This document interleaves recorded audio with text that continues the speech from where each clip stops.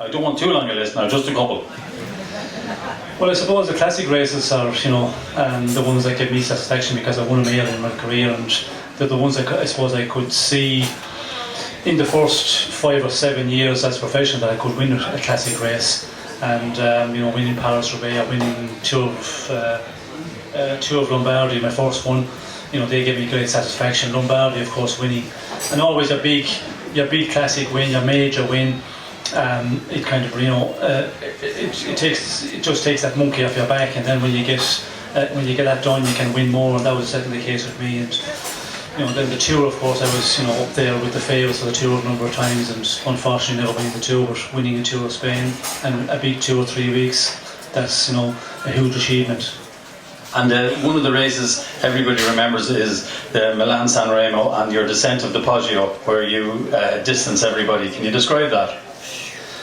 Well, yeah, the Poggio was the end of my career, and I knew I was in good shape, so I think experience was a part of winning that race. And I knew going into the race, when I got to the Poggio, I had to be pretty conservative a bit, because if you start chasing guys when they attack on the Poggio, then you pay the price later. And I had that tactic of sitting back in 10th place and just leave the race happen up front, and when the attacks go, you just leave that elastic effect and you get over the Poggio. And I managed to get over the Poggio with the guys that were chasing Argentina, and then I decided, well, it's make or break now, and on the descent I went for it, and I could see that I was catching Argentine on the way down, and as I was getting further down the descent, I just pushed it a bit more and more, and took huge amount of risk. But yeah, when it works out, it's great. If it doesn't work out in Milan-San Remo, you end up in the glass houses in the tomato plants. Well, they say that the mark on your shoulder is still on the corners on the way down that joke. Well, I think these stories, they always gather legs, and there was never any case where I went that close and never scuffed the ball, thank God, because if you get into a situation like that, well then it's very hard to correct it, and if you get that scare, well then it really puts the shit in the shots, and you lose it from there on. You don't, you lose your confidence, and then you're totally covered. But I got down well, never really got into a big scale moment, and caught Argentina out a kilometre ago and won it in the sprint. That was fantastic. Another feat people may not know about was your descent of the Ventoux with Frédéric Vichot. No, it wasn't the Ventoux, it was Juplain into Morzine. It was in the Tour, and you come through Morzine, and then you do the Juplain, you come back to Morzine to finish, and it was with a group of 15, 20 guys, and I got dropped with Vichot, and there was probably 10 or 12 ahead, and we just got to the top, and then 40 or 50 seconds down, and with Vichot we decided to go for it. And Vichot, if you look at Frédéric Vichot's record, like, he's won 2 stages of the Tour, and both times it was the descent before the finish, where one time into, I think it was Morzine also, or Grenoble, where he crashed Phil Anderson on the descent and won the stage. So he was a magnificent descender. So I had that, I suppose, a privilege of having him to make the descent, and I just followed him, and yeah, the speeds were unbelievable. He said, he had a computer, he said 124 kilometres per hour. Not to be tried at home. You were world number 1 for 8 years. It's a feat that'll never be surpassed, I think. Who was your most feared opponent? Well, I think they'll differ. If you're talking about the classic races, well, there was always the Van der Aert and Planckaert. Some of the classics, Phil Anderson, Greg LeMond was also up there, and some of them in his early part of his career. Steve Bauer, the Canadian, those were the guys in the classics. And then when you move on to the tours, although I never got to the level where I was really fighting out to win a tour, but Eno was always there, and there was Greg LeMond, and there was a number of other ones. The other Paddy, of course, Stephen Roach. And what about the tour you rode with PDM? You were absolutely flying and you got sick. That was probably the best form you ever had. Thanks to the doctor.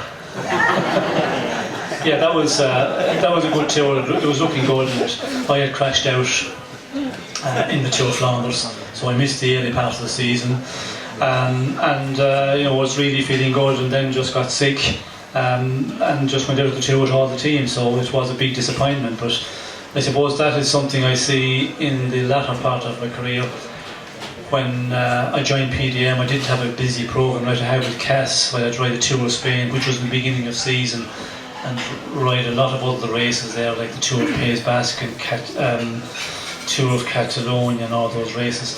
It meant I came into the Tour much fresher, but I think my best year was over, unfortunately. So, yeah, I could have done better in the Tour, but how good, we'll never know. Well, I remember in 2004 when we were, Sean came to me and wanted to put something back into Irish cycling, and he suggested that we start an academy in Belgium. So we went to Belgium, Sean and me went along to try and organise it, and it took about 2 hours to go from one end of the street to the other. People in Belgium just keep stopping you on the street and they take your picture and they want to talk to you for half an hour and go into the house and get a cup of tea. You're still a revered figure over there. Well, Belgium, of course, is a huge cycling nation, cycling country. Like, they have a huge following there. It's like the GA guys here. They just and it's like you get so much exposure over there. It's all the time television, live coverage on races, and then the press, they get huge coverage. So, if you're a rider who win classics and win many races in Belgium, well then you're a hero there, and they just have such a love for the cycling. Well, the Sean Kelly team, that started in 2004, it's progressed since. Are you happy with the way it's gone? It's a fantastic tribute. Yes, pretty happy to an extent. I think unfortunately the tiger broke his legs at the wrong time when we were hoping to move on to another level, which was a number of years ago, but that hasn't happened. So we're still at that continental level, third division.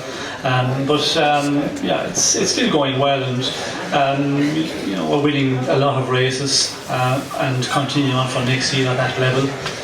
The plan is in the future, as it was in the earlier days, and more so the dream of Kurt Bogart, who want to go on and have a continental pro team, because he's the guy who is putting the big amount of work in. He does a huge amount of work and he loves what he's doing. My job is to keep the team on the road with sponsorship and funding every year, and that's not easy, but we're on the road again for next year, and please God that we get a sponsor that we can move up a level. And it's nice to see this year we have Sam Bennett moving on, who is, I suppose, we've moved on a lot of riders in the past, but not really Irish guys, or let's call them maybe full Irish guys. And so Sam is going to move on, and that's nice, because that was the objective when we started out. Go to Belgium, have the academy, and then the next step was having the team, and it was just to take the Irish guys through that 2-3 year time when they come out of junior rank, and bring him on and get him into a bigger team, a continental pro team or pro tour. So it's nice to see with Bennett working out this year, and hopefully in the future, if we do continue continental, that we will turn more of the Irish guys on. And there's a lot of young people here tonight who are starting their cycling careers. What advice would you give them? Well, I think again, the younger generation now is the opportunity once again. We had a lot of years when the economy was going so well. Cycling, I think, suffered because the club around the country, there's a lot of the clubs, they went pretty dormant because everybody's working so much from morning to night. They were working full time, and husband and wife, they had no time for the voluntary thing within cycling clubs. And that has totally changed, I think, in the last number of years, since the economy has slowed down, and a number of reasons, other reasons, I suppose. The cycle to work scheme, all of that, and people are more health conscious as well now. And you only have to look at out on the roads, the weekends during the summertime, the sportive events, the number of people who are getting out. And for the younger people, that is going to be the advantage, because the clubs are very active again. There's so much clubs starting up around the country now. As you mentioned, there's a huge number here in the Navan Road Club, and a lot of other clubs around the country who have only started in the last 3 or 4 years, and they have 15, 18 members. So for the young guys, go out there, enjoy it in the first couple of years, and don't take it too serious, and don't listen to your dad if he's giving you directions and shouting at you in every race you go out. Just go out and enjoy a race. until you come to, you know, senior level, and then, you know, it gets a bit more serious there. And if you want a professional level, there's a lot of serious years ahead of you. Sean, thanks very much. We really appreciate it.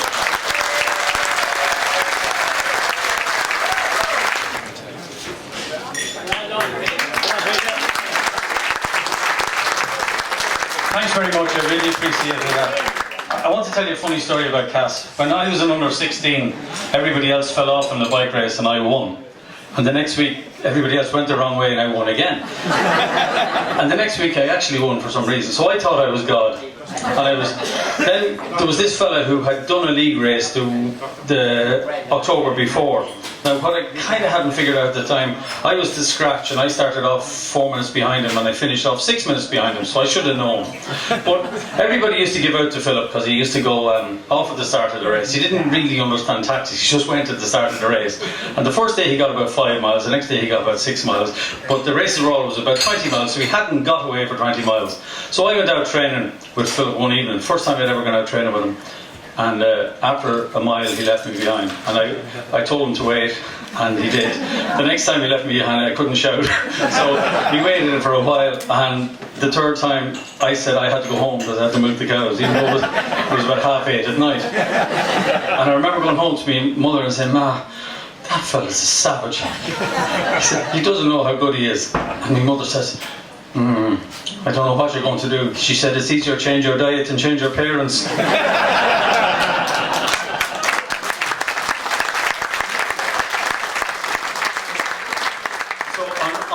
On behalf of everybody who's been involved in Navan Road over the last 60 years, I'd like to say thanks very much for all the effort of the collective people. It's a club like many others in the country is run on a total voluntary basis. It's fantastic, and the spirit of generosity is something that hopefully will live on for a long time to come. So thank you.